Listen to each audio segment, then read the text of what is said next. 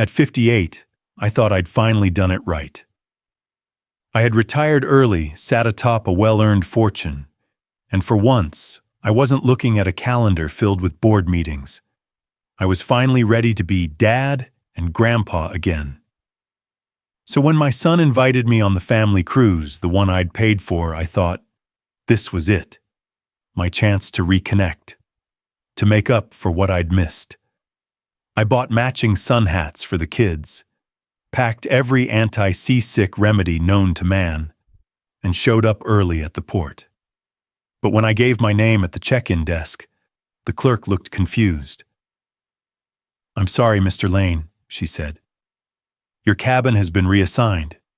She handed me a voucher for a taxi home. That's when my phone rang. "It's just this one time, Dad," my son said. "My boss's wife really needed the spot. It's a career thing." I stood there, ticket paid, bags packed, ready to belong again, watching the ship sail away without me. In that moment, I realized I hadn't been replaced on a trip. I'd been replaced in my own family, not out of malice, out of muscle memory. Because for 30 years, I'd taught them that I was the guy who sent money, not the guy who showed up. This story isn't about anger. It's about the quiet heartbreak of realizing you raised your kids to live without you, and what happens when you finally try to come back. My name is Richard Lane, and I spent 35 years building a life that looked perfect on paper. Chief Financial Officer for one of the biggest logistics firms in the Midwest, 3 properties across 2 states, and a retirement fund that could outlive me and my grandchildren. I had it all, except I didn't. When my son graduated college, I missed the ceremony to present at an investor conference in Tokyo. When he won his first debate competition in high school, I was closing a merger in Boston. Birthdays, anniversaries, Christmas mornings, they were all casualties in the war for my career. But in my mind, I was doing it for them. I told myself I was building a fortress of security, that each absence was a deposit in their future. I bought my wife, Hannah, the house she'd always dreamed of, paid off our son Andrew's Ivy League tuition in full. We never needed to worry. That, I believed, made me a good father and husband. The week I retired, my company held a lavish dinner in my honor. The CEO gave a speech calling me the man who turned numbers into legacy. They presented me with a crystal plaque, engraved with the words, "To the man who inspired us all." I scanned the crowd, expecting to see the proud eyes of my wife and son. But there were only colleagues, some who knew me for decades, others who didn't even know I had a son. Hannah sent a polite text. "Sorry, something came up with the house." Andrew? Nothing. No call, no message. Just silence. I smiled through it, raised my glass, thanked the board. But inside, a tiny crack formed, one I'd ignored for years, finally starting to split. I came home that night to an empty house. Not just physically empty, emotionally hollow. The rooms were still filled with furniture, pictures of vacations I never attended, paintings I never noticed being hung. But there was no laughter, no warmth, no presence. I sat down in the den, my office, the kingdom I'd ruled, and for the first time, I didn't know what to do. No emails, no phone buzzing. No one needed me. The following morning, I found myself scrolling through old photos. One in particular stopped me. Andrew, age 7, holding a fishing pole taller than him, beaming up at the camera. I wasn't in the photo. I never went on that trip. I remember wiring the funds for it while sitting in a hotel room in London. I picked up the phone and called him. "Hey, Dad," he answered after a few rings, his voice cautious. "I was just thinking," I said, trying to sound casual. "Summer's coming up. You guys got any plans?" There was a pause. Then he said, "Actually, Yeah, we're planning a cruise. Caribbean, 10 days. Kids are excited. I nodded, even though he couldn't see me. Sounds great. There was another pause. Then, surprising me, he added, You should come with us. It'd be good to have you. I didn't say anything for a moment. I was trying to process the warmth I hadn't felt in years. You sure? I asked. Yeah. You've never done anything like this with us. It's time. It's time. I hung up and sat in stunned silence. That invitation, it wasn't just about a vacation. It was a door opening. A chance to step back in. To undo, even slightly, the decades of distance. Over the next few days, I found myself doing things I hadn't in years. Shopping for Hawaiian shirts, looking up sunscreen reviews, Googling how to keep grandkids entertained on a cruise. I even went to the pharmacy to restock travel meds, like a soldier preparing for battle. Only this time, the war wasn't in the boardroom. It was in reclaiming a place in my family's life. For the first time since I handed in my office badge, I felt a sense of purpose, a mission. I wasn't just Richard Lane, CFO Emeritus. I was Dad again, Grandpa, a man who'd finally been invited, not as a financier, not as a sponsor, but as family. I didn't know what the cruise would bring. I didn't know what old wounds might open. But for the first time in decades, I was ready to be present. I thought the hardest part was over. I was wrong. I arrived at the port 2 hours early. It felt like the first day of school, only this time I wasn't the kid. I was the grandfather trying to make up for all the missed field trips.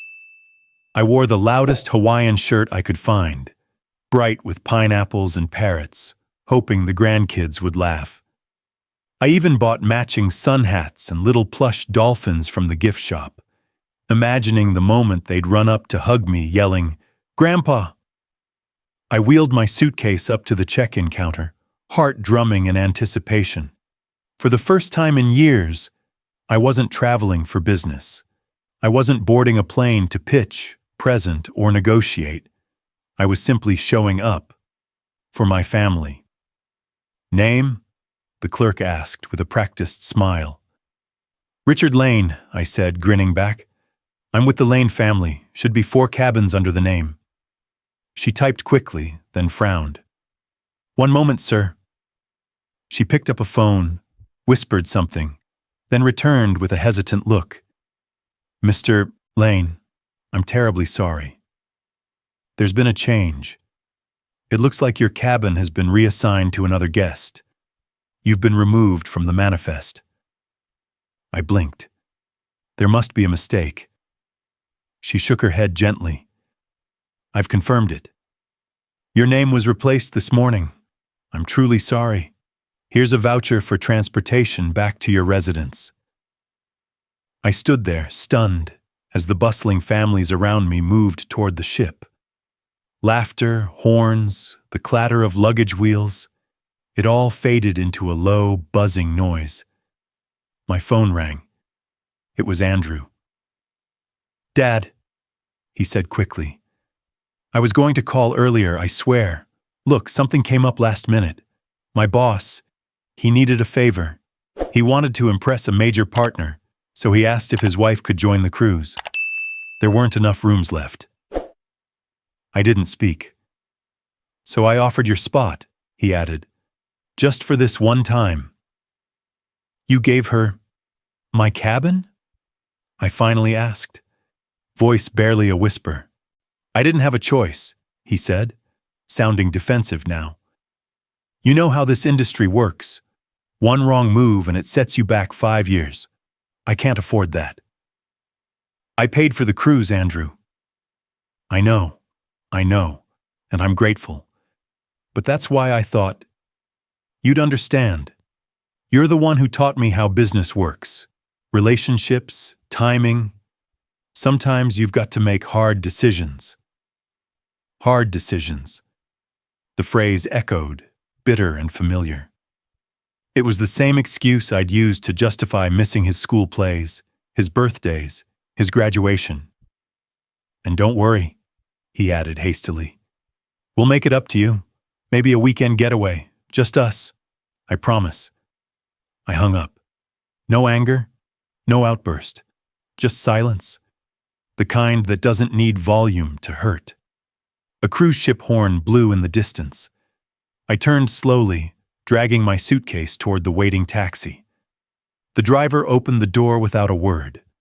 I climbed in, sat back, and watched the ship disappear behind me as we pulled away. I had imagined laughter, shared breakfasts, little hands in mine. I had imagined rebuilding something. Instead, I was going home with unopened gifts and a pineapple shirt that suddenly felt ridiculous. The ride was quiet. Back home, I dropped my bags at the front door and stared at the hallway photos. Family portraits taken over the years. I wasn't in most of them. I walked into the kitchen, poured myself a glass of water, and sat at the counter. For a long time, I just stared at nothing. It wasn't about the cabin. It wasn't even about the boss's wife. It was about what I represented to my son. Expendable. Replaceable. A placeholder, easy to move around if needed. Just like I'd treated my family for decades, secondary to the next meeting, the next deal. Now, I was the one being outsourced. And maybe, just maybe, I deserved it. The next morning, I woke up before the sun. Old habits die hard, I suppose. My body still believed I had to catch a flight or review a quarterly report. But the only meeting I had was with silence. I wandered into the den, my so-called sanctuary. Dust had settled on the mahogany shelves, and the framed awards stared back like hollow trophies. I sat down in front of my old desktop computer, more out of reflex than purpose. On a whim, I opened a folder labeled Family. It had been untouched for years. The first video was Andrew's 10th birthday. He was wearing a crooked crown, face smeared with chocolate, blowing out candles with exaggerated effort. Kids around him screamed with delight. The camera panned to Hannah laughing, clapping, kissing him on the cheek. I waited for the moment I'd walk into frame, maybe holding a gift, maybe offering a dad joke. I never showed up. I clicked to the next. Andrew's middle school graduation. Then his first high school debate. Then a backyard barbecue where he danced with his mom under string lights. In every single video, I was absent. Not just physically, there was no mention of me. No one said, "Dad's traveling," or "He'll be here later." It was like I didn't exist in those worlds. And in a way, I didn't. I had spent decades believing I was sacrificing for the greater good. Providing meant loving. Building their future meant giving up my presence in their present. But as I stared at the frozen images, my son growing taller, his voice deepening, his world expanding, I realized something devastating. You can't lose what you never bothered to truly hold. I had always believed I was missing milestones. The truth was, I had never been part of the story to begin with. I closed the laptop and sat there, the ache in my chest heavier than any merger I'd ever negotiated. That afternoon, I heard the doorbell ring. I wasn't expecting anyone. I shuffled to the door and opened it to see my daughter-in-law, Rachel, holding a small container wrapped in foil. "Hey, Richard," she said, a little out of breath. "Can I come in?" I stepped aside and nodded, too surprised to speak. She walked into the kitchen like she had 100 times before, but this time her movements were careful, polite, like a guest in a stranger's home. "I brought lemon bars," she said, placing the container on the counter. "The kids helped." I nodded again. She looked around, then took a deep breath. I wanted to say something about the cruise. I braced myself, expecting a rehearsed apology. Maybe something about miscommunication, logistics, pressure from Andrew's job. But she didn't offer any of that. "I'm not here to say sorry," she said plainly. "I actually came to say thank you." I frowned. "Thank you." She smiled, but it wasn't warm. It was weary, honest. "Thank you for not being there," she said. It was the most relaxed I've seen Andrew in years. The words hit me like a slap. My mouth opened, but nothing came out. "I know that sounds awful," she continued quickly, "and I don't mean to hurt you, but when you're around, everyone walks on eggshells. It's not intentional, I know. But your presence, it brings this pressure, this expectation to perform, to impress, to be perfect." She looked down, fiddling with a napkin. "Even the kids sense it. They don't know how to act around you. They feel like they're being graded. And I think maybe Andrew feels like that too." I leaned against the counter, legs suddenly weak. Rachel looked up at me, her voice softer now. "You're not a bad man, Richard. You're just intense. You love through structure, through goals, but not everyone knows how to receive that." For the first time in my life, I didn't have a defense. No quarterly report to prove my intentions. No KPI to measure emotional impact. Just raw truth sitting in my kitchen. "I never meant to make anyone feel that way," I said quietly. "I know," she replied, "but intention doesn't erase impact." We stood there in silence. I'm saying this because I think there's still time.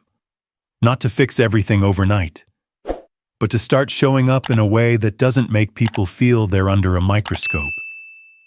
She picked up her keys. "I know Andrew hurt you, but he's not heartless. He's just learned to protect himself. And if you want a relationship with him, really want it, you're going to have to unlearn a few things too." She walked to the door, then paused. "The lemon bars are still warm. I hope you like them." I watched her leave, the sound of the door closing echoing louder than it should. I stood in the kitchen, staring at the lemon bars. It would have been easier if she had just yelled at me. But instead, she handed me something harder. The truth. And it left a deeper scar than silence ever could.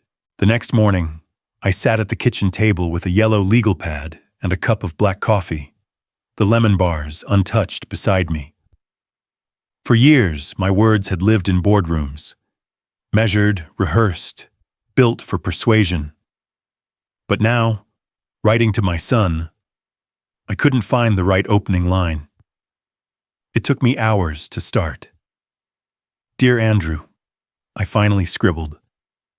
"I know I've said thank you for the life you've built, and I've said I'm proud of you, but I don't think I've ever said I'm sorry. Not once. And if I did, I probably followed it up with a justification." I wrote until the ink smudged beneath my palm. I wrote about the times I missed. Your first broken arm, your big science fair win, the day you came home from college just to find a note saying I was in Geneva. I told him how I thought I was doing the right thing, providing more than I ever had growing up. I wrote about how proud I was that he took his own path, even if it looked too much like mine sometimes. Then I told him the hardest part, that I had no idea how to connect anymore, that I was terrified of ruining what little chance I had left. I poured my heart into 5 pages, and then I folded them, placed them in an envelope, and didn't send it. Not because I changed my mind, but because I realized something as I reread it. I was still trying to control the narrative, still trying to orchestrate healing on my timeline. So instead, I called my attorney. "I want to amend my will," I said. He sounded surprised. "Everything all right?" "No," I said. but maybe it still can be. Over the next week, I rewrote my estate plan. 90% of my assets, investments, properties, the business trust, were redirected to a new foundation, a scholarship fund for children whose parents worked more than they listened, for kids who knew what it felt like to be well-funded but emotionally bankrupt. I named it after my father, who died at 44 from a heart attack while working night shifts to keep us afloat. A man I barely knew, but who was always physically present. The irony didn't escape me. The remaining 10% was left to Andrew and his children, with a note. This isn't punishment. It's perspective. I failed to teach you balance. Maybe this helps correct the scale. I didn't tell him. Not yet. 2 weeks later, I received an invitation, handwritten in my grandson's messy block letters. Grandpa, please come to my birthday party. There will be cake and Legos. It was the first invitation I'd received that wasn't tied to guilt or obligation. That Saturday, I walked into Andrew's house with a wrapped Lego set under my arm and a cautious heart. The house was loud with laughter and the smell of frosting. I was greeted with a quick hug from Rachel, a nod from Andrew, and a high-pitched squeal from my grandson. Grandpa, you came, I smiled. Ma wouldn't miss it for the world. After the cake and games, Andrew gathered everyone in the living room. He tapped a glass with a spoon and cleared his throat. I wanted to say something, he began. Not just because it's my son's birthday, but because today means more than just cake and presents. He looked at me, eyes steady. This year, I learned something I wish I'd known earlier. That presence is more powerful than provision. That showing up, really showing up, is worth more than any check ever written. The room went quiet. I learned that from a man who wasn't always there, but who's trying now, and that matters. He pulled a folded paper from his pocket and unfolded it. I wasn't supposed to read this. It was never sent. But, Dad, your attorney shared it with me. Part of the legal review. I froze. My breath caught as he began reading. When I missed your birthday, I told myself you'd understand. When I chose Tokyo over your graduation, I believed I was building our future. I never stopped to ask if you'd rather just have me there. His voice cracked. I didn't need a provider. I needed a parent. Tears welled in his eyes and in mine. And even now, as I read these words, I know you're not asking for forgiveness. You're offering truth. And truth, that's the start of something. He folded the paper slowly. I don't know what happens next, he said. But I want my kids to know the version of you who wrote that letter. He turned to me. So stick around, okay? Be that guy. I couldn't speak. My throat tightened, vision blurred. My grandson ran up and tugged my sleeve. Grandpa, want to build this with me? He asked, holding up the Lego box. I nodded, kneeling beside him, hands trembling slightly. And as we started snapping bricks into place, I realized it was the first time I was building something that wouldn't crumble without me. The days that followed weren't dramatic. There were no grand gestures, no teary family reunions, no fairy tale fix. Just quiet, unremarkable things, which, in their own way, made them feel sacred. I started with my grandson. Each Saturday, we built Lego sets together. He talked about dinosaurs and dragons, and I listened. Not because I understood all of it, but because it felt like a privilege to be invited into his imagination. Sometimes, he would hand me a tiny brick and say, "You get this one, Grandpa. You're the builder." And I'd smile, because once all I did was build companies. Now I was building castles of plastic and trust. I texted Rachel one evening to congratulate her on her promotion. She replied with a simple, "Thank you. That means a lot." I offered to drive Hannah, my ex-wife, to a doctor's appointment after she mentioned she was dreading the parking downtown. She looked surprised, then said yes. In the car, we didn't rehash the past. We talked about the weather, about the new Thai place that opened down the street. It was comfortable, strange, but not unpleasant. After dropping her off, I waited in the lobby without being asked. She didn't thank me when she returned, but she smiled, and that smile felt louder than any words. I didn't force anything. I didn't push. I just showed up. For decades, I had been the man who sent the money. Now, I was trying to be the man who stayed, and slowly I could feel it shift. The tension at family dinners softened. Andrew didn't flinch when I entered the room. Rachel started setting a second cup of coffee beside mine without asking how I took it. The grandkids stopped calling me Grandpa Richard and just called me Grandpa. I wasn't completely forgiven. Not yet. Maybe not ever. But I was no longer a ghost haunting their lives. I was back, tentatively, awkwardly, but back. One Sunday afternoon, Andrew called. "Hey, you free for a walk?" I paused, surprised. "Sure. You okay?" "Yeah," he said quickly. "Just wanted to get out of the house." We met at the park near his neighborhood. It was the same park I used to drive past on my way to the office every morning for 20 years, never once stopping.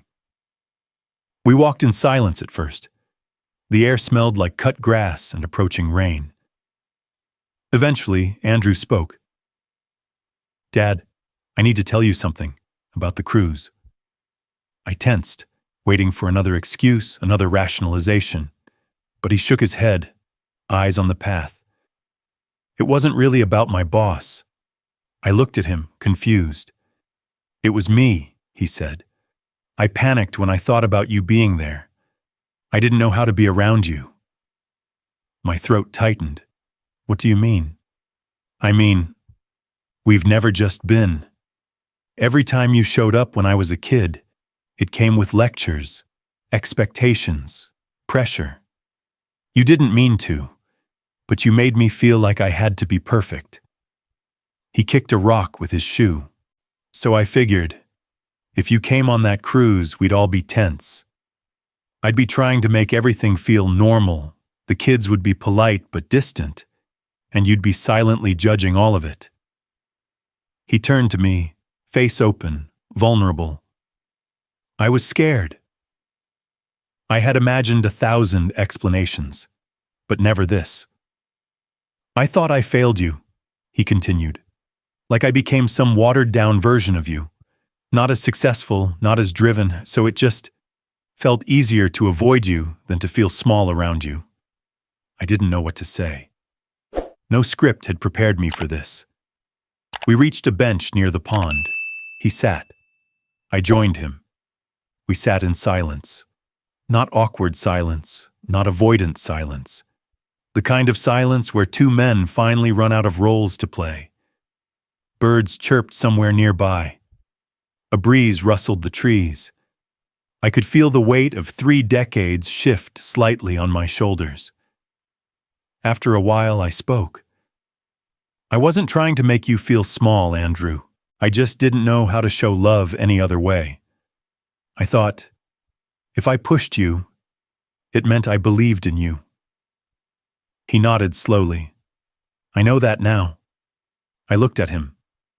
"I'm sorry I made love feel like pressure." He looked back.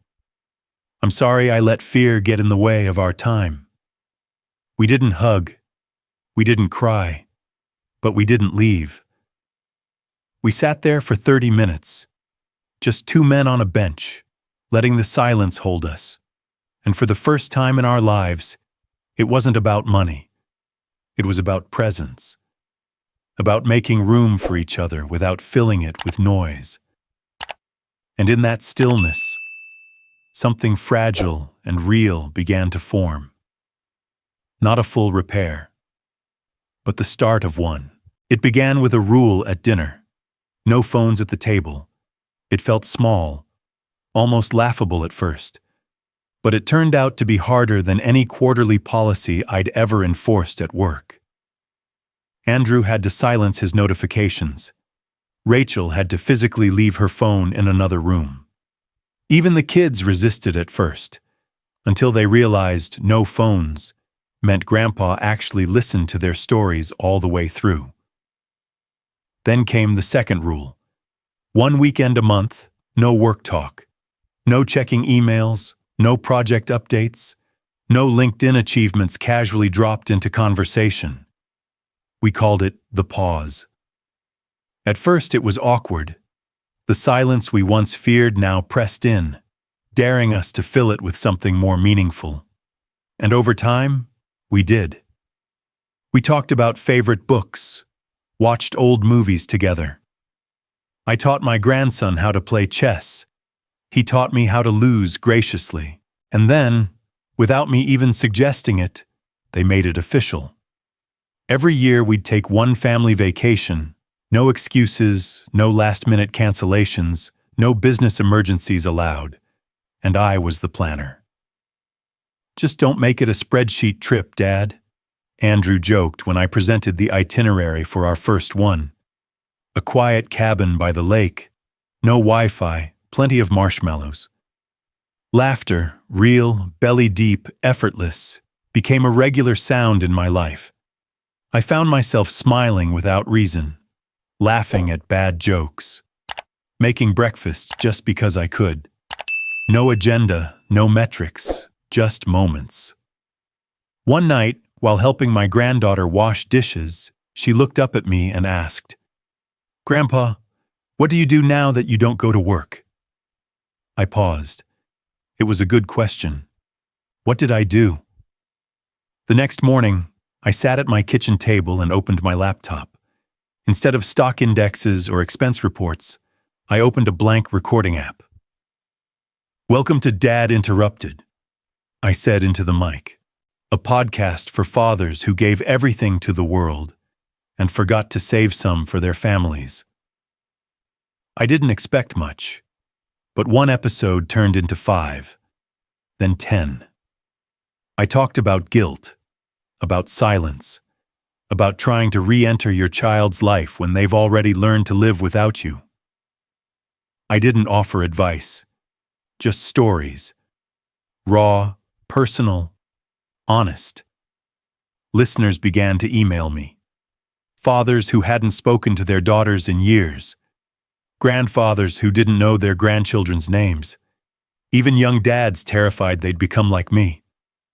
"Thank you," one wrote. "You gave me the language to apologize." Soon, I was invited to speak at small conferences, then larger ones. Parenting workshops, men's groups, corporate events.